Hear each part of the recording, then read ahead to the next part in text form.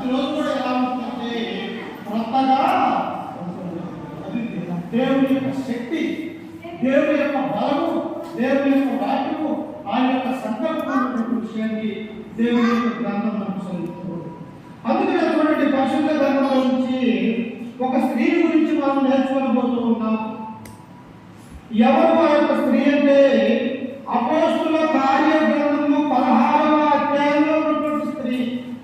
అపోస్తుల కార్యములు 16వ అధ్యాయంలో ఉన్నటువంటి స్త్రీ.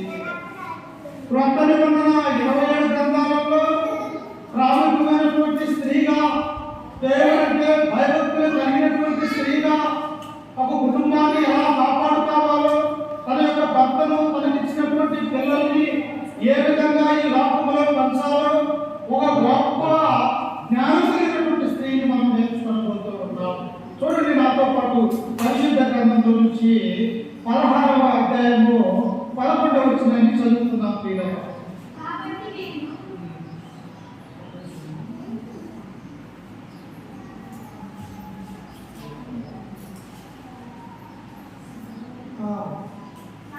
కాబట్టి మేము త్రోయను విడిచి ఓడ ఎక్కి చిన్నగా సముద్రపును మరునాడు నేపథ్యని అక్కడి నుండి ఫిలిప్పీకి వచ్చింది. ప్రియులారా, స్వార్థ కార్యక్రమం అనేది, ఈ స్వార్థ అనేది ఎక్కడ పుట్టింది? మొదట ఎక్కడో ఇశ్రాయేలు యొక్క దేశంలో, అక్కడ దేవుడి యొక్క వాసు పుట్టింది.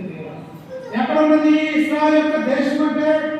ఈ భూప్రపంచంలో భౌగోళికంగా మరి నడి మధ్యలో ఉన్నటువంటి దేశమే ఇశ్రాయేలు దేశం.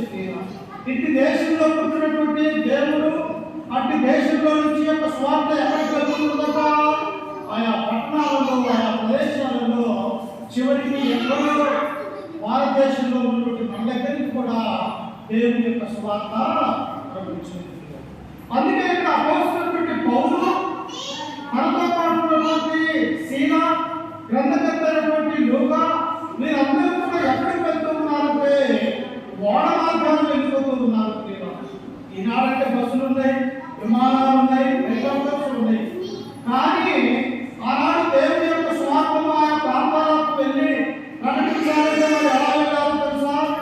ఓడ ఎక్కి వెళ్ళారు, అలాగే నడుచుకుంటూ వెళ్ళారు, లేకపోతే గుర్రాలు, లేకపోతే గాడికి గంట కట్టేది, వాటి మీద ప్రయాణం చేసినటువంటి వారిగా మనం చూడగలుగుతాం. అలాగే మనం ఇక్కడ అపోస్తలుడైనటువంటి పౌలు, సీల, లూకా వీళ్ళందరూ కూడా ఎక్కడికి వచ్చారంటే వారు ఓడ ఎక్కి తిన్నగా సుమిత్రాలను మరునాడు ఫిలిప్పీ పట్టణానికి వచ్చినారు. ఈనాడు ఎలాగైతే పట్టణాలుగా గ్రామాలుగా పిలవబడుతూ ఉన్నాయో, పిల్లలు మీరందరూ బయటకు పెడుతున్నారు. మీరు బయటకు పోయి ఎవరు చూస్తారు? ఇద్దరు పెడతారు. నేను చెప్పేది అర్థం కాదు, బయటకు పెడతారు.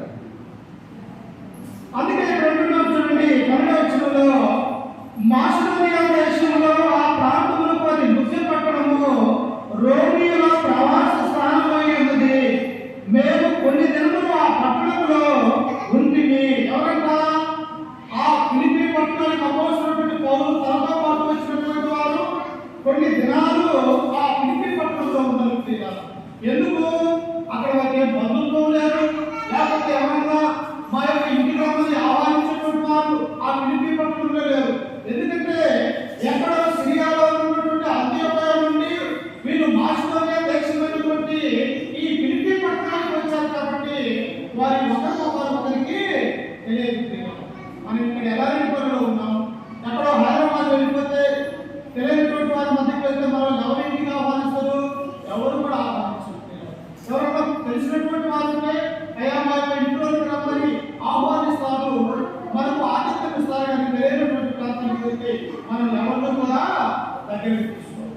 అలాగే అపోస్తలుడైనటువంటి పౌలు కూడా ఈ ఫిలిప్పీ పట్టణానికి వచ్చినప్పుడు ఇక్కడ ఎవరున్నారు అంటే పోలీసులు మాత్రమే అక్కడ ఉన్నారు. ఎవరన్నా? రోమా సైనికులు, రోమా జైలర్లు. అక్కడ పట్టణం అంతా కూడా పోలీసుల పాత్రతో నిండినటువంటి పట్టణం.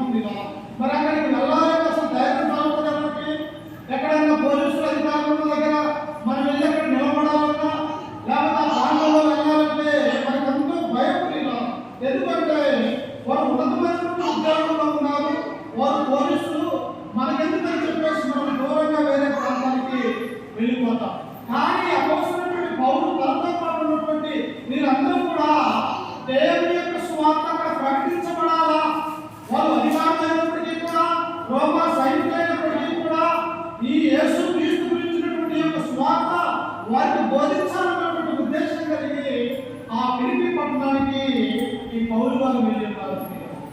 చూడండి కింద వచనంలో చదువుకుంటే 13వ వచనంలో విశ్రాంతి దినమున గమని తాకి నది తీరమున ప్రార్థన జరుగుకొని అక్కడికి వచ్చి కూర్చుండి కూడి వచ్చిన స్త్రీలతో మాట్లాడుచుంటుంది. ఎప్పుడంతా? విశ్రాంతి దినం. అయ్యో, పాత నిబంధన కాలం, దేవుడి యొక్క ధర్మశాస్త్రం మేము నేర్చుకునే కాలం, దేవుడు మా యొక్క జీవితంలో ఆ మోసే ద్వారా సినాయి పర్వతంలో ఇచ్చినటువంటి ఆ పదార్థాలు ఉన్నటువంటి ధర్మశాస్త్రాన్ని మేము దేవుడి యొక్క సన్నిధిలో ఆచరించాలి, దేవుడిని ఆరాధించాలని ఈ అపోస్తలుడు పౌలు ఏమంటున్నాడంటే అక్కడ ఉన్నటువంటి వారిని అడుగుతున్నాడు, అమ్మలారా అయ్యా ఇదిగో ఇక్కడ ఎవరన్నా ప్రార్థనకు కూర్చునే వారు ఉన్నారా? ఈరోజు విశ్రాంతి దినము, దేవుడికి ఇష్టమైనటువంటి దినము, ఎక్కడైనా ఉన్నారా అని వారిని అడిగినప్పుడు ప్రియులారా ఆ పిలిపి పట్టణంలో ఉన్నటువంటి వారు అంటున్నారు, అయ్యా ఇక్కడ కూడుకోవడానికి మందిరం లేదు. ఎందుకో? ఇది రోమిల యొక్క పోలీసులు ఉండే స్థలం, ఇది ఇక్కడ మందిరాలు లేవు. ఇక్కడ ఉన్నటువంటి వారందరూ కూడా అన్యులు, దేవుడు అన్నటువంటి వారు. కానీ కొంతమంది స్త్రీలు దేవుడు యొక్క భయభక్తులు కలిగి ఉన్నారు. వారికి ఇక్కడ మందిరం లేక ఇదిగో ఆ నది తీరాల ఇసుక ప్రాంతంలో కూర్చొని దేవుడిని ఆరాధిస్తూ ఉన్నారు. మీరు అక్కడికి వెళ్తే మీరు దేవుడిని ఆరాధించవచ్చు, వారిని కనుగొనవచ్చు అని చెప్పేసి అక్కడ ఉన్నటువంటి పిలిపిలో ఉన్నటువంటి పట్టణ ప్రజలు వారికి చెప్తారు. వెంటనే చూడండి అక్కడ 13వ వచనంలో ఏమంటున్నాడు? నది తీరమున ప్రార్థన జరుగునుకొని అక్కడికి వచ్చి కూర్చుండి కూడి వచ్చిన స్త్రీలతో మాట్లాడుచుంటుంది. నిజంగా స్త్రీలు బైబిల్లో చాలా గొప్పవారు ప్రియులారా. ఎలా అంటే వారి యొక్క తల్లిదండ్రులుగా, తల్లిగా, గొప్ప భార్యగా, లేకపోతే గొప్ప హతగా ఒక స్త్రీని మాత్రమే మనం చూడగలుగుతాం. ఈ సృష్టిలోనికి స్త్రీ ద్వారా దేవుడు తన యొక్క చిత్తాన్ని నెరవేర్చినట్టుగా మనం చూడగలం. కానీ నది తీరాన ఈ యొక్క సముద్ర మార్గంలో ఉన్నటువంటి ఈ యొక్క పిలిపి పట్టణానికి వచ్చినప్పుడు స్త్రీ అక్కడ కూర్చొని దేవుడిని ఆరాధిస్తూ ఉన్నారంటే ఆ ఇష్టంలో కూర్చొని దేవుడిని ఆరాధిస్తూ ఉన్నారు.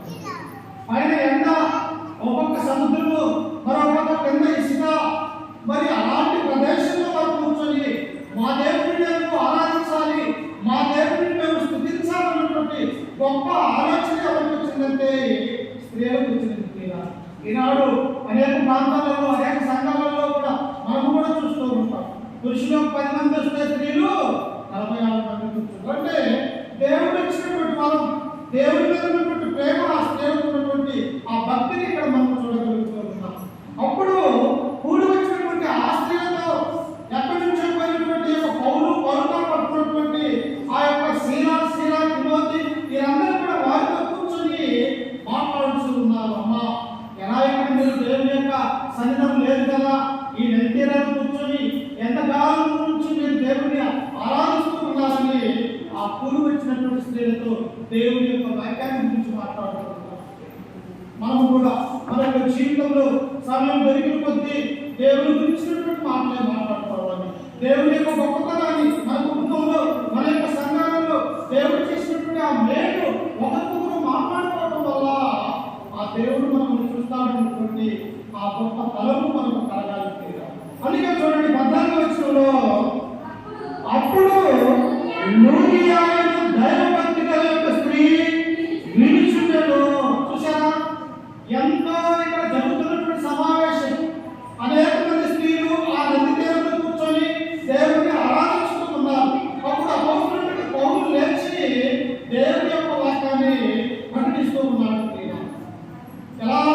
ఇదిగో సర్వశక్తుడైనటువంటి దేవుడు మన పాపాన్ని తీసివేయడానికి, మన పాపాన్ని కడగడానికి, మనలందరినీ కూడా ఆ పరలోక రాజ్యమనే నిత్య రాజ్యంలో మనల్ని చేర్చడానికి యేసు క్రీస్తు యొక్క లోకానికి వచ్చి తన 33 సంవత్సరాల యాక తన 7 కాలంలోనే మన కొరకు తన యొక్క రక్తాన్ని చిందించి మనలందరినీ కూడా తండ్రికి కుమార్తెగా చేయాలని చెప్పేసి దేవుడు సంకల్పించాడని అపోస్తలుడు పౌలు ఎప్పుడైతే ఆ నది తీరంలో కూర్చున్నటువంటి ఆ స్త్రీలతో దేవుని యొక్క వాక్యం చూస్తూ ఉన్నాడు, అప్పుడు ఎవరున్నారంట? చాలా మంది కూర్చున్నారు. కానీ ఒక్క స్త్రీ పేరు మాత్రమే ఇక్కడ రాయబడింది. అనేక మంది స్త్రీలు అక్కడ ఉన్నారు, పురుషులు వచ్చినటువంటి వారు కూర్చున్నారు. కానీ గ్రంథంలో దేవుడు, పరిశుద్ధాత్మ దేవుడు ఒక్క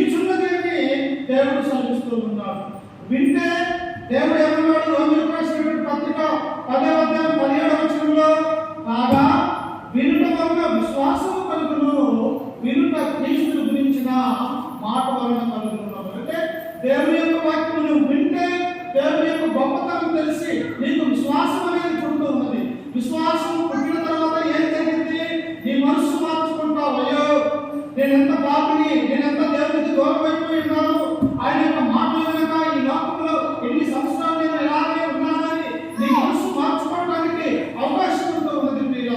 అప్పుడు దేవుని యొక్క గొప్పతనం ఉందో దేవుని యొక్క వాక్యం వినడం ద్వారా మనకు తెలుస్తూ ఉందని దేవుడు సెలవించాడు ప్రియుల. అందుకనే ఇక్కడ ఏమన్నాడంటే దేవుడు దైవ భక్తి కలిగినటువంటి స్త్రీ లూదియా దేవుని యొక్క వాక్కుకు వినుచుండెను అనే మాటని మనం ఇక్కడ చూస్తూ ఉన్నాం. ప్రియులారా, మనమందరం కూడా ఏ స్థలంలో ఉన్నా, ఎక్కడ ఉన్నా మనం ఏం చేయాలా? దేవుని యొక్క మాటలు వినాలి. సేవకుడు ఏం చెప్తాడు? సేవకుడు ఈరోజు చెప్పినటువంటి వాక్యం ఏమిటి, అందులో ఉన్నటువంటి భావం ఏమిటి, అక్కడ ఆ స్థలంలో ఆ ప్రదేశంలో ఆ రోజుల్లో అక్కడ ఏం జరిగింది, ఈనాడు దేవుడు ఎలా జీవించగలుగుతూ ఉన్నాడు. ఎప్పుడైతే దేవుని యొక్క వాక్యం మనం వింటామో అప్పుడు మనకు హృదయం తెరవబడుతూ ఉన్నది. అందుకే ఈ సమయంలో చూడండి, యాకోబు రాసినటువంటి పత్రిక 1వ అధ్యాయము 19వ వచనాన్ని మనం చదువుతున్నాం. యాకోబు రాసినటువంటి పత్రిక 1వ అధ్యాయము 19వ వచనం చదువుతున్నాం.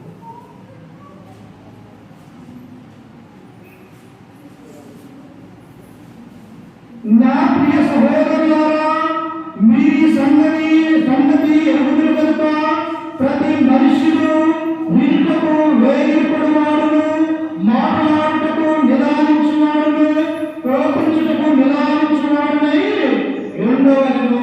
జ్ఞాపకపడుతూ ఉన్నారు. ఎవరైనా యేసు క్రీస్తు పుట్టిన తర్వాత ఆయన యొక్క గర్భాలు పుట్టినటువంటి మనిషినైనా, యేసు క్రీస్తు మరియ జన్మించిన తర్వాత ఆ తర్వాత ఈ మరియమ్మకి ఎంతమంది అంటే 4 కుమారులు 2 కుమార్తెలు పుట్టారు. యేసుక్రీస్తు మొదటి కుమారుడు అయితే తన యొక్క గర్భాన ఇంకా 4 కుమారులు 2 కుమార్తెలు మరియమ్మ పుట్టారు. వారిలో ఉన్నటువంటి ఒక వ్యక్తే ఈ యాకోబు వారు. అప్పుడు ఆ రెండు ఉన్నాడు, నా ప్రియ సహోదరులారా, క్రైస్తవులారా, దేవుని యందు భయభక్తులు కలిగి ఉన్నటువంటి వారులారా, మీరు నేను చెప్పే మాటలు వినండి అని చెప్పేసి క్రీస్తు యొక్క సహోదరుడైనటువంటి యాకోబు ఏమి శ్రమిస్తూ ఉన్నాడంటే చూడండి, మీరీ సంగతి ఎరుగుదల కనుక ప్రతి మనుషులు వినుటకు వేగిరపడాలి, వినాలి. దేవుని యొక్క సన్నిధిలో, దేవుని యొక్క మందిరంలో మనం కూర్చునే ఆ 2 గంటలు కావచ్చు, 3 గంటలు కావచ్చు, మనము దేవుని యొక్క సన్నిధిలో ఉన్నాము అంటే దేవుని యొక్క మాటలు వినేవారిగా ఉండాలని దేవుడు కోరుకుంటున్నాడు. అందుకనే వినుటకు వేగిరపడేవాడును, ఒకవేళ కోపం ఉందనుకో ఆ కోపాన్ని అంచుకుని మనం నిదానించి చూసుకోవాలని దేవుడు కోరుకుంటున్నాడు.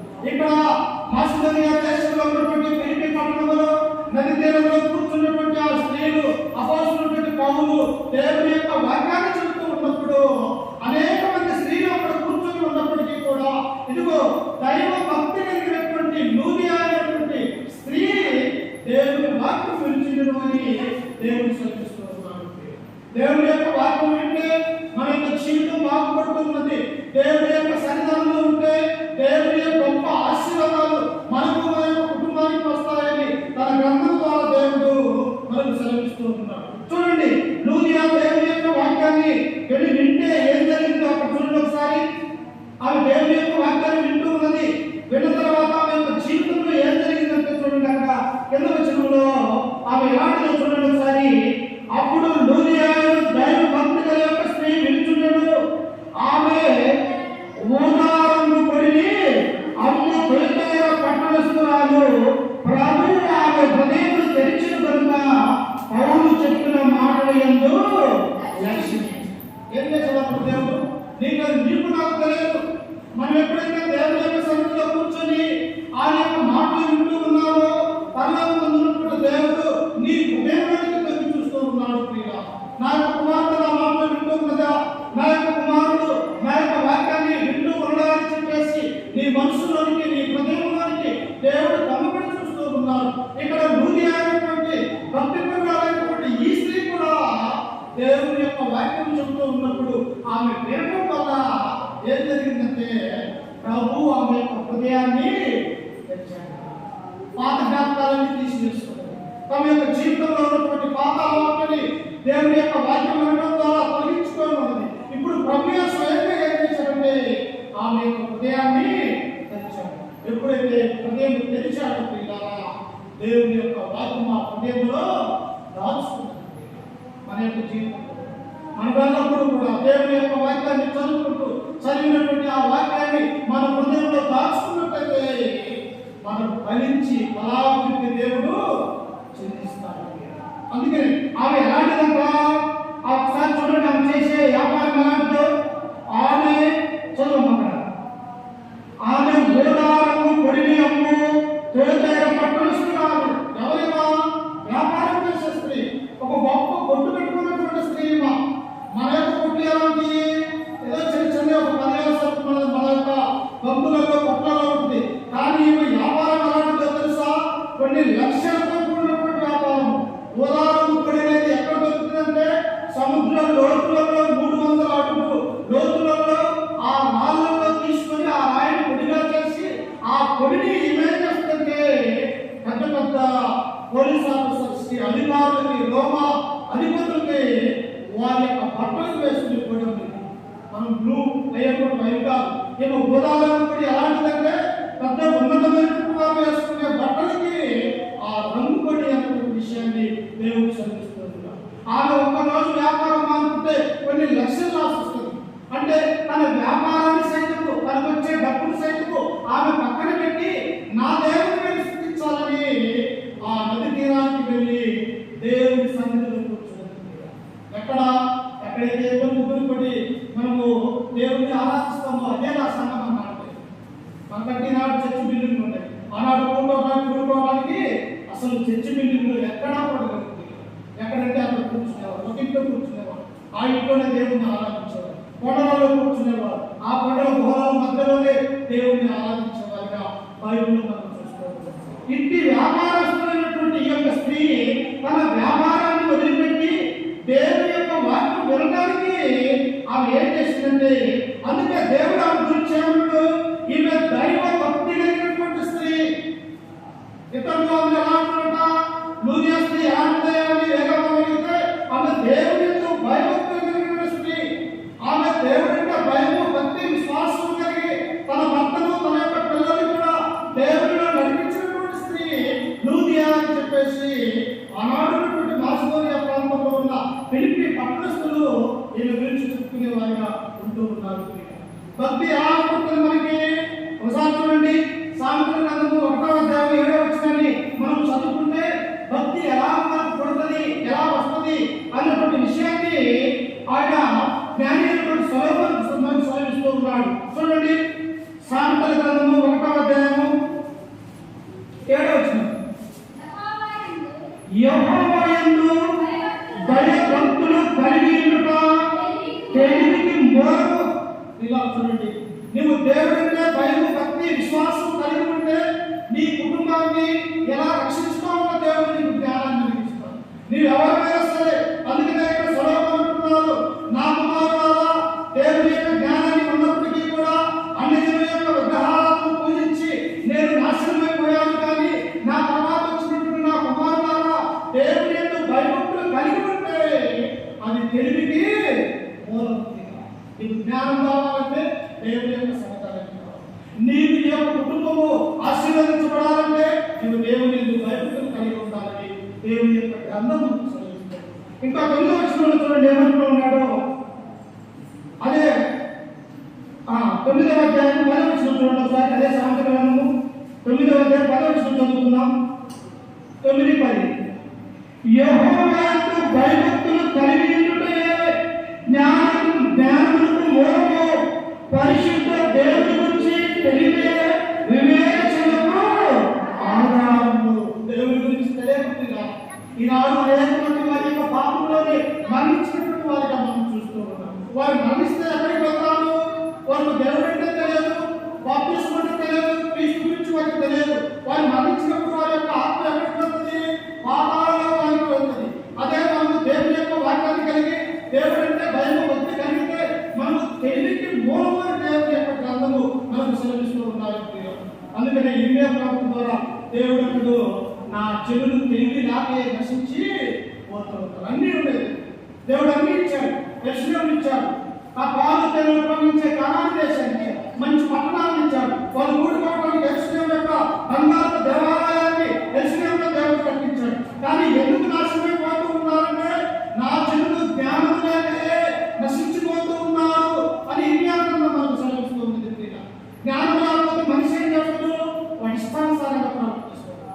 తెలియదు, పిల్ల తెలియదు, తల్లిదండ్రుల గురించి తెలియదు, బంధువుల గురించి తెలియదు. అంటే జ్ఞానం లేనటువంటి వారి యొక్క ఆలోచన ఎలా ఉంటుందంటే వాడు దుర్మార్గంగా ప్రవర్తించేవాడిగా అయిపోతాడు. అదే జ్ఞానం ఉంటే ఎలా నడుచుకోవాలి, ఎవరితో ఎలా ఉండాలి, ఎలా తగ్గింపు స్వభావం కలిగి ఉండాలి, ఈ నోటిని వాడిని అదుపు పెట్టుకోగలం. అందుకనే ఇక్కడ అంటూ ఉన్నాడు, యెహోవా యందు భయభక్తులు కలిగినట జ్ఞానముకు మూలము. జ్ఞానం వస్తే సొలొమోను ఏమడిగాడు, అయ్యా ఇంత ధైర్యం పట్టి నీ రాజ్యాన్ని పరిపాలించడానికి నేను చిన్నపిల్లవాడినే, ఇదిగో ఈ రాజ్యాన్ని పరిపాలన చేయడానికి నాకున్నటువంటి జ్ఞానం సరిపోదు, నాకు జ్ఞానాన్ని ఇవ్వయా అని చెప్పేసి ప్రార్థన చేస్తే దేవుడు ఏమన్నాడమ్మా, సొలొమోను వాస్తవ ఐశ్వర్యాన్ని గుణాలను రథాలను అడగలేదు, కానీ ఇదిగో ఇశ్రాయేలు ప్రజలను పరిపాలించడానికి నువ్వు జ్ఞానాన్ని అడిగావు, కాబట్టి నువ్వు జ్ఞానంతో పాటు సమస్త ఆస్తి ఐశ్వర్యాన్ని నీకు అనుగ్రహిస్తూ ఉన్నాను, నీవు ఏళ్ల కాలమంది రాజ్యము నెమ్మదిగా ఉంటుందని చెప్పేసి దేవుడు సెలవించాడు. చూసారా, మనం అడిగేది దేవుడిని కొద్దిగా, ఆయన ఇచ్చేది విస్తారంగా ఇస్తాడు. ఎందువల్ల మనం దేవుని యందు భయభక్తులా కలిగి ఉండటం వల్ల జ్ఞానము ఆధారము మూలము అన్నటువంటి విషయాన్ని ఇక్కడ మనం చూస్తూ ఉన్నాం. ఇంకా చూడండి, కీర్తన 140వ కీర్తన 18-20 వచనం చదువుతున్నాం. చూడండి, 140వ కీర్తన 18-20 చదువుతున్నాం.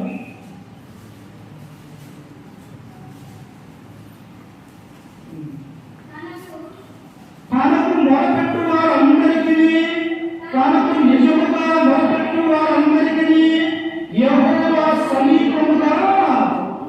చూసారా, ఎవరైతే నా యొక్క సన్నిధిలో ఉంటారో, ఎవరైతే నాకు మొరపెడతారో వారికి దేవుడు ఎలా ఉంటున్నాడా, సమీపముగా ఉంటాడు. నీకు వచ్చినటువంటి ఆపదలు కావచ్చు, నీకు వచ్చినటువంటి బాధ కావచ్చు, నీ యొక్క కుటుంబంలో ఏదైనా నువ్వు కోరుకున్నట్లయితే దేవుడికి నువ్వు మొరపెడితే ఆయన ఎలా ఉంటాడో తెలుసా, నీ ప్రార్థన ఆలకించడానికి ఆయన సమీపంగా నీ దగ్గరికి వచ్చాడు. అందుకని మత్తయి సువార్త 7వ వచనంలో దేవుడు ఏమంటాడు, అడుగుడి మీకు ఇయ్యబడును, వెలుగుడి దొరుకుతును, తట్టుడి నేను కడితే నువ్వు తలుపు తీస్తే నీవు నేను నీ ఇంటిలోకి వచ్చి మన ఇద్దరం కలిసి ప్రార్థన చేయవచ్చని ప్రార్థన గ్రంథంలో దేవుడు సెలవిచ్చాడు. అంటే నీవు తలుపు తీయడమే ఆలస్యము, దేవుడు నీకు సమీపంగా ఉన్నాడు, తలుపు అవతల ఆయన ఉన్నాడు, తలుపులో మనం ఉన్నాం. మనము ఏ తలుపు తీయాలి, మన మనస్సు మన హృదయం అనే తలుపులు దేవుడు తలుపు తీస్తే దేవుడు మన హృదయంలోకి వచ్చి దేవుడు నివసిస్తాడని చెప్పేసి దేవుడు సెలవిస్తున్నాడు. ఇక్కడ లూదియా అనేటువంటి స్త్రీ దేవుని యొక్క వాక్యం వినడం వల్ల ఆ ఉన్నటువంటి వ్యాపారాన్ని ఒకరోజు పక్కన పెట్టడం వల్ల అపోస్తలుడైన పౌలు దేవుని యొక్క వాక్యాన్ని చెప్పడం వల్ల ఆమె విన్నది కాబట్టి దేవుడు ఆమె ఏం చేశాడు, ఆమె హృదయాన్ని నీ హృదయాన్ని తెలవాలి, నా హృదయాన్ని తెలవాలి. మనం దేవునికి సమీపంగా ఉంది, దేవుని యొక్క వాక్యాన్ని మనము అనేవాడు. ఇంకా మనం సంధిస్తే చూడండి, ఒకసారి 111వ కీర్తన 5వ వచనం ఒకసారి చదువుతున్నాం. చూడండి, చాలా లోతైనటువంటి మాటలు మీరు వినాలని కోరుకుంటున్నా. చూడండి, 111వ కీర్తన 5వ వచనం చదువుకుందాం. తన యందు భయభక్తులు గల వారికి ఆయన ఆహారము. చూశారు కదా, ఏమిస్తాడు, ఒకసారి దేవుని యందు భయభక్తులు కలిగి ఉంటే నీకు జ్ఞానాన్ని ఇస్తానని దేవుడు అంటూ ఉన్నాడు. ఇక్కడ ఏమంటున్నాడు, తన యందు అనగా దేవుని యందు భయభక్తులు కలిగి ఉంటే నీకు ఆహారాన్ని దేవుడు ఇస్తాడు. మానవుడికి కావాల్సిన ఏంటన్నా, ఈ యొక్క జాతి పొట్ట వరకు ఎన్నో తిప్పలు. ఆ ఆహారాన్ని దేవుడు నీకు ఇస్తానంటున్నాడు. నిన్ను సమృద్ధిగానే వర్తించుతానంటున్నాడు. నీ కుటుంబంలో నీ ఇంటిలో ఏ గింజలు కూడా సమస్తము దేవుడు నీకు ఇస్తానంటున్నాడు. ఇక మనం ఏం కావాలి, మనకి ఏం అవసరం లేదు, మనం దేవుని యొక్క సన్నిధిలో కూర్చొని దేవుని ఆరాధించే మన యొక్క సమయాన్ని దేవునికి ఇవ్వాలి. అందుకని ఇక్కడ కీర్తనకారుడు అంటున్నాడు, తన యందు భయభక్తులు కలిగిన వారికి ఆయన ఆహారం ఇచ్చెను. ఒక సమయంలో ఇశ్రాయేలు యొక్క దేశం మనుషుల్ని చంపుకునే రోజు. ఈరోజు ఒక మగపిల్లవాడిని చంపి ఆ మగపిల్లవాడిని తింటే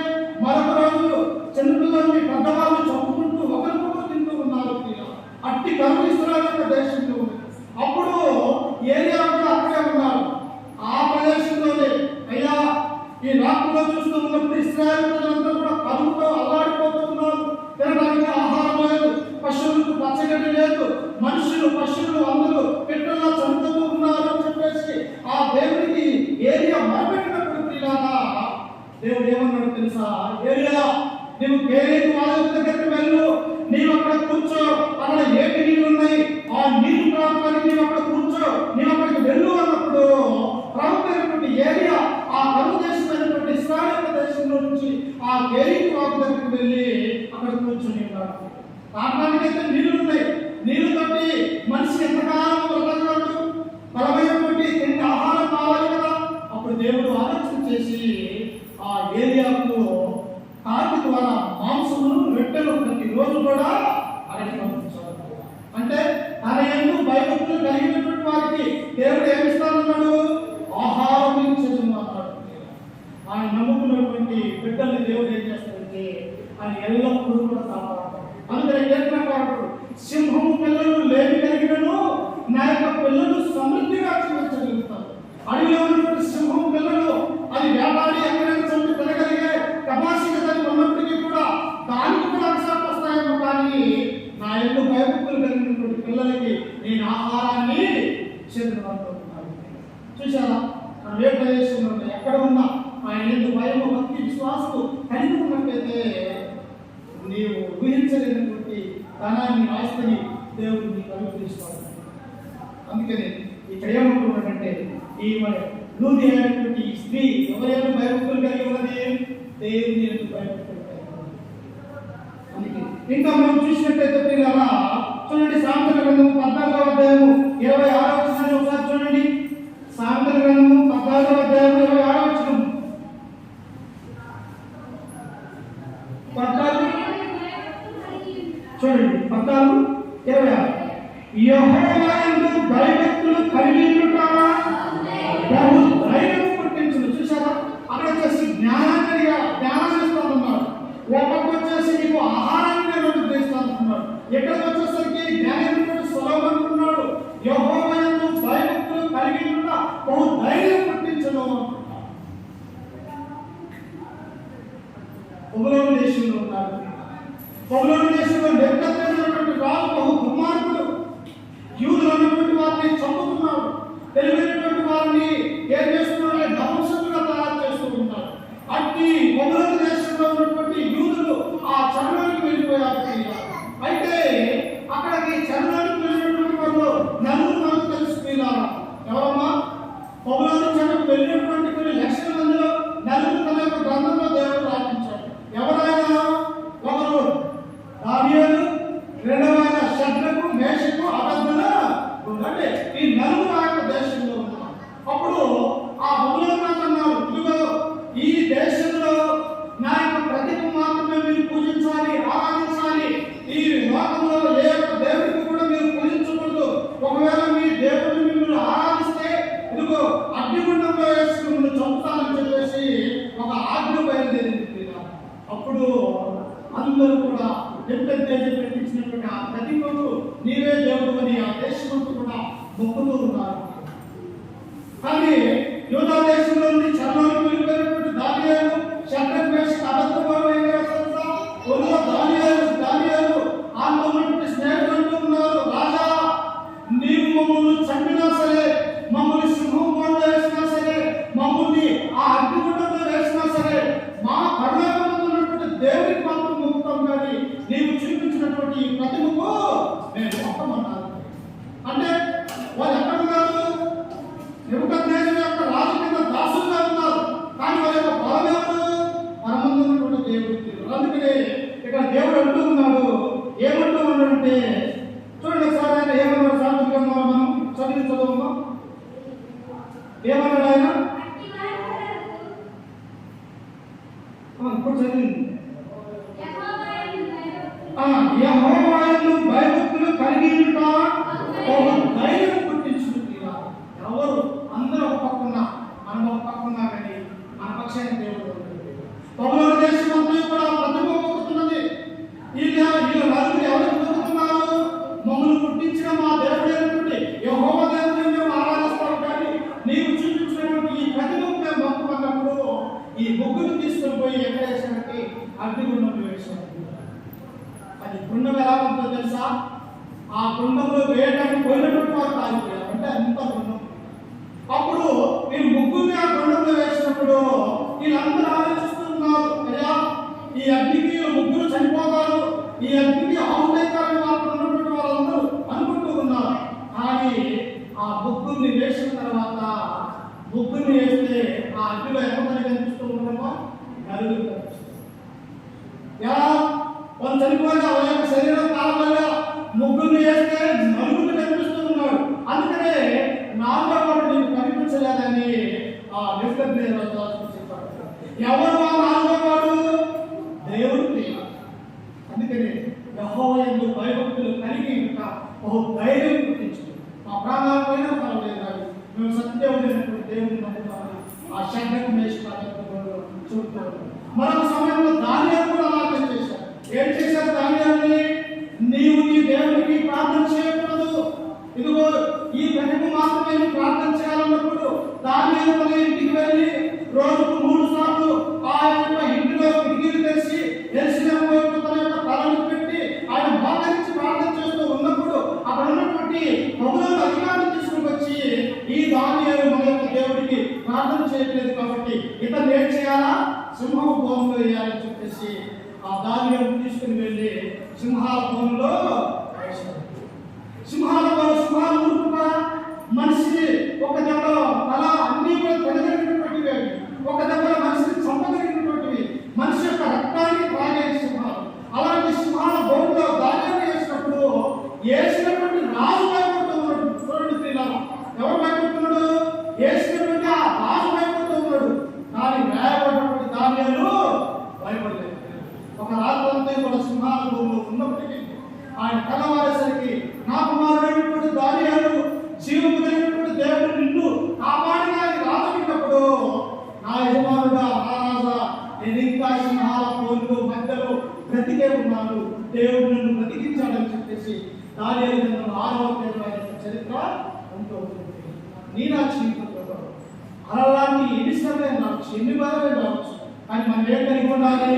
దేవుని యందు భయభక్తులు కలిగి ఉండాలి. ఇక్కడ లూదియా స్త్రీ ఏం కలిగి ఉన్నది? తన యొక్క వ్యాపారాన్ని వదులుకున్నది, తనకు ఉన్నటువంటి వచ్చే ఆదాయాన్ని వదులుకుని నది తీరాలకు కూర్చొని దేవుని యొక్క వాక్యము వింటూ ఉన్నప్పుడు దేవుడు ఆమె యొక్క హృదయాన్ని తెచ్చాడు. నీ నా హృదయం తెరవబడాలి. మనందరూ కూడా దేవుని పట్ల దేని కలిగి ఉండాలి, భక్తి కలిగి ఉండాలి, విశ్వాసం కలిగి ఉండాలి. విశ్వాసము భక్తి కలిగి ఉంటే జ్ఞానం వస్తుంది, తెలివి వస్తుంది, ఆహారం వస్తుంది, అలాగే ఒక ధైర్యం కూడా మనకు వస్తుంది అనే విషయాన్ని మనం గుర్తుంచుకోవాలి. ఇంకా మనం చూస్తే పిల్లగా లూదియా దేవుని యొక్క వాక్యం ఉండటం ద్వారా ఆమె యొక్క హృదయాన్ని మనం తెచ్చినాడని అనుకుంటున్నాం. అలాగనే అపోస్తలుడైన పౌలు కూడా ఒకనొక సమయంలో క్రైస్తవులను హింసిస్తూ ఉన్నాం, క్రైస్తవులను ఘోరంగా ఈడ్చుకెళ్ళి సంసారంలో వేస్తూ ఉన్నాం, చంపడానికి మరి చూస్తూ ఉన్నాడు. ఇంటి పౌరుకు కూడా దేవుడు ఏం చేశాడంటే పౌలు యొక్క హృదయాన్ని దేవుడు తెరిచాడు. ఎప్పుడైతే పౌలుకు ఆ యొక్క దమస్కు మార్గంలో వెళ్తూ ఉన్నప్పుడు పరలోకంలో ఉన్నటువంటి యేసుక్రీస్తు పౌలుతో సౌలా నీవెలా నన్ను హింసిస్తున్నావు, మునిపోలను ఎదుర్కొన్న న్యాయమా అని చెప్పేసి ఆ క్రీస్తు అన్నప్పుడు ప్రభువా ఎవరు అన్నాడు అంటే నీవు హింసిస్తున్నా యేసు, నీవు హింసిస్తున్న యేసు నిన్ను హింసనే నేను క్రైస్తవుని హింసిస్తున్నానంటే ఆ క్రైస్తవులు ఎవరు? నా సహోదరులు, నా సహోదరులు, నా బిడ్డలు తండ్రి అయినటువంటి దేవుడు. అందుకని ఈ లోకంలో లూదియా మంచి గొప్పగా దేవుని యందు భయభక్తులు కలిగి ఈ లోకంలో మనం జీవించాలి. చివరిగా 2 మాటలు చదువుతూ చూడండి. అపోస్తలుల కార్యాలు 16వ అధ్యాయం. తిరిగి లూదియా స్థితి దగ్గరికి రండి. అపోస్తలుల కార్యాలు 16వ అధ్యాయము.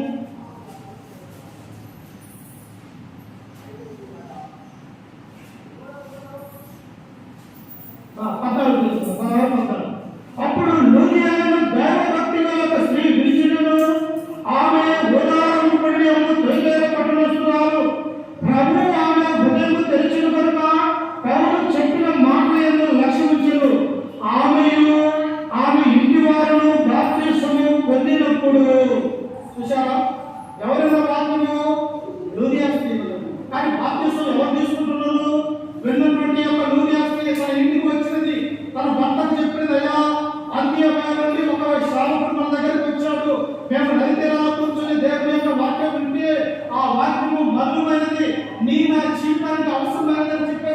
వచ్చి తన భర్తను చెప్పినది, తన భర్త మారు చూసుకుంటాడు. తన ఇద్దరు భార్య భర్తలు వారికి ఉన్నటువంటి పిల్లలకు చెప్పారు, వాళ్ళు కూడా మారు మనసు అంటారు. ఇప్పుడు ఎంతమంది బాప్తిసం తీసుకున్నారు? లూదియా యొక్క భర్త, వారికి ఇచ్చినటువంటి పిల్లలు మొత్తం క్రీస్తులోని బాప్తిసము పొందుకున్నారు.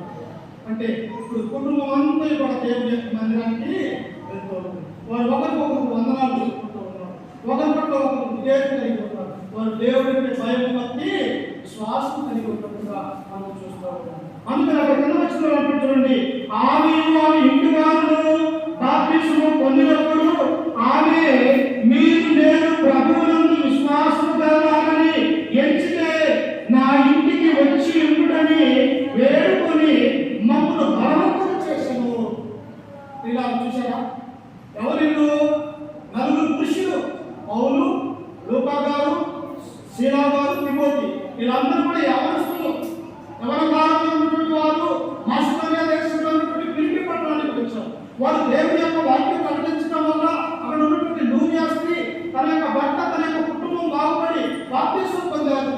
ఇప్పుడు ఆమె దగ్గర ఆమెకు ఏ దగ్గరకు వచ్చి అంటున్నది, అయ్యా నేను నిజముగా ప్రభు వలదానని, చూడండి ఇక్కడ ప్రభువునందు విశ్వాసము గలదానని మీరు ఎంచితే మీరందరూ నా ఇంటికి రండి. మనం ఆహ్వానిస్తాం. మన ఇళ్ళకి ఈ సేవకు చేస్తే ఇతనికి ఆడా నైపుణ్యాలు, లేకపోతే ఇతనికి ఆడా సంధ్యాలు, లేకపోతే ఇతనికి ఆడా ఏ పడుతుంటుంది ఆ దూరాన్ని అతను వస్తున్నాకని వాక్యం చేసుకుని బయటకు వెళ్ళేవారు అన్నారు. కానీ బుద్ధియాస్తి ఎలా లేదు, అయ్యా నేను ప్రభువునందు విశ్వాసం కలగాలని మీరు ఎంచితే నా ఇంటికి వచ్చి ఉండని మమ్మల్ని వేడుకలను అంటే బతిలాడుతుంది. కావలసింది ప్రేమ, దేవుని యొక్క ప్రేమ ఈలో ఉన్నది కాబట్టి, దేవుని యొక్క భయము ఈ స్త్రీలో ఉన్నది కాబట్టి శాపం ఏం చేసిందో తెలుసా? ఆ ఇంటిలోనికి. అందుకని క్రీస్తు వార్తలయ్యా నేను నీళ్ళు అడగగా మీరు నీళ్ళు లేదు, నాకు వస్త్రము లేక మిమ్మల్ని అడిగితే నాకు వస్త్రము లేదు, నేను చరసాలలో ఉండగా నన్ను ఎవరు కూడా విడిపించలేదంటే అక్కడ ఉన్నటువంటి యూదులు అంటూ ఉన్నారయ్యా, నీవెప్పుడు నీళ్ళు మమ్మల్ని అడిగావు, నీవెప్పుడు బట్టలు లేకుండా తిరిగావు, నీవెప్పుడు చరసాలలో బంధించాలంటే ఇదిగో నా పేరట వచ్చి వాడికి ఇక్కడ చల్లిళ్ళు ఇచ్చిన తమ ఫలము మనలో రాజ్యంలో ఇక్కడ చల్లి ఒక గ్లాస్ నీళ్ళు సేవకు ఇచ్చేవాటైతే అది ఎక్కడ రాయబడుతుందా? ఆ మనలో రాజ్యంలో. కాబట్టి లూదియా వలె భక్తి కలిగి, లూదియా వలె విశ్వాసం కలిగి, లూదియా వలె దేవుని యొక్క సన్నిధిలో తన వ్యాపారాన్ని మాత్రం దేవుని యొక్క మందిరానికి వచ్చి ఆమె వ్యాపారంతో పోల్చుకుంటే మన యొక్క జీవితాలు ఎంత ఆలోచించేది. కాబట్టి లూదియా స్త్రీకి ఉన్నటువంటి భక్తి విశ్వాసము మనకు కూడా ఉండాలని చెప్పేసి ఈ వాక్యం ద్వారా మిమ్మల్ని హెచ్చరిస్తూ, ఈ మాటను నన్ను కూడా హెచ్చరించుకుంటూ మీకు అందరికీ మన రక్షకుడు ప్రభు అయిన యేసుక్రీస్తు నామమున వందనాలు తెలియజేస్తూ ఈ వాక్యాన్ని ముగించుకుంటాం. ప్రార్థన చేసుకొని అందరిపై ఆరాధనకు వెళ్దాము. 1 గంటకు మనకు ఆరాధన ముగించబడుతున్నది. టైం ప్రకారమే ఆరాధనకు ముగించబడుతున్నది. ప్రార్థన చేసుకున్నాం. అందరూ కలుసుకుంటే ప్రార్థన చేసుకుంటాం.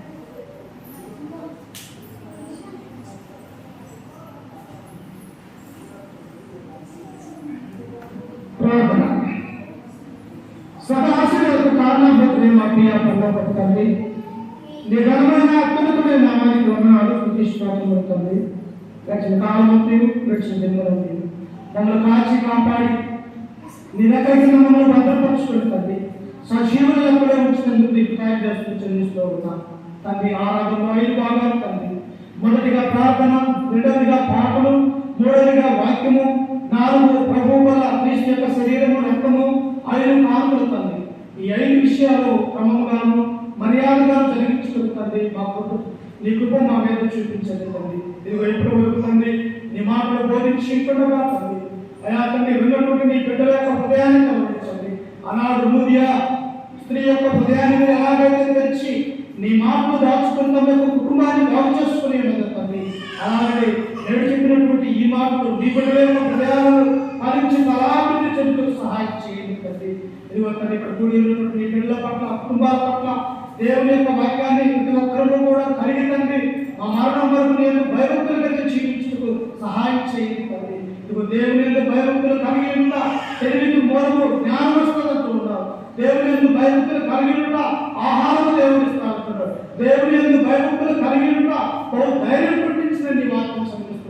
మా జీవితంలో మేము ఎల్లప్పుడూ భయపడుతూ బ్రతుకుతాం. అలా భయపడక తండ్రి, నీకు మాత్రమే లోబడుతూ, నీకు మాత్రమే భయభక్తులు కలిగి సాతాన్ని ఎదిరించి తండ్రి నీ యొక్క మందిర ఆవరణలోకి వచ్చేందుకు సహాయం చేయండి తండ్రి. నీ కృప చేత దీవించి ఆశీర్వదించండి. జరగబోయే ఆరాధన కార్యక్రమం అంతటిలో మీరే తోడుగా నీడగా ఉండి సహాయం అనుగ్రహిస్తారని యేసు పరిశుద్ధ నామమున ప్రార్థించి అడిగి పెట్టుకుంటున్నాము తండ్రి. ఆమేన్. ఒక పాట ఆరాధన. క్రీస్తునందు ప్రియమైనటువంటి దేవుని బిడ్డలారా, మనమందరం ఇప్పుడు ఎవరు చిన్నపిల్లలు అల్లరి చేయొద్దు. ప్రాముఖ్యమైనటువంటి ఆరాధనలోకి మనం వచ్చాము. ఆరాధన అనగా క్రీస్తు యొక్క